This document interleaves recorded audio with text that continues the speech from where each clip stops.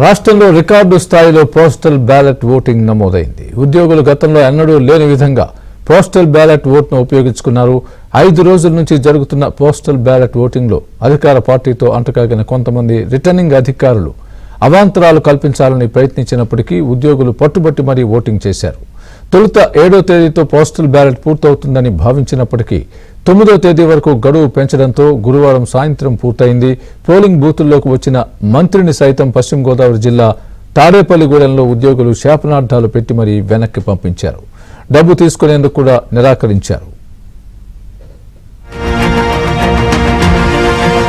రాష్ట్రంలో postal ballot voting పెద్ద ఎత్తున జరిగింది. దాదాపుగా 6 రోజుల పాటు జరిగిన ఈ పోస్టల్ బ్యాలెట్లలో సుమారు 4 లక్షల మంది తమ ఓటు హక్కును వినియోగించుకున్నట్లు చెబుతున్నారు. దీనిపై పూర్తి సమాచారం అందాల్సి ఉంది.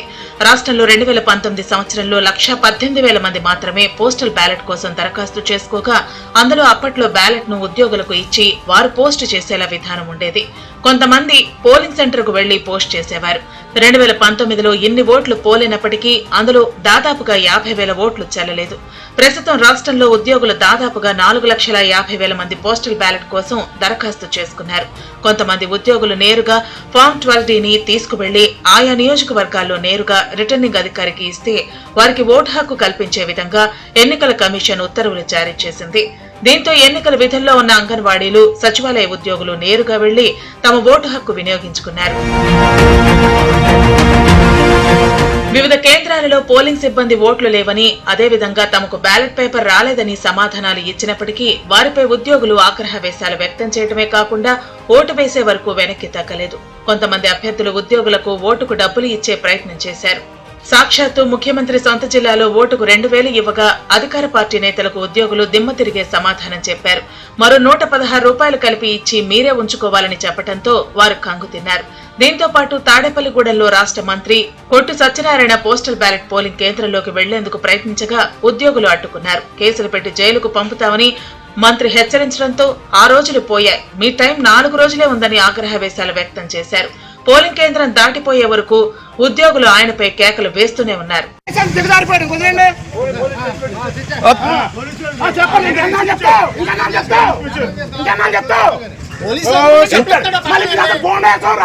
ఇంకేనా పోలీస్ స్టేషన్ కొట్టేస్తాం జనాలే. గేట్ బయట రావాలా, గేట్ బయట ఏదైనా గేట్ బయట ఫోటో తీసుకో. ఎలక్షన్ డ్యూటీ ఇంకా అయిపోయింది, రోజులు అయిపోయినాయి. బెదిరించి భయపడే రోజులు అయిపోయినాయి అందరి దగ్గర.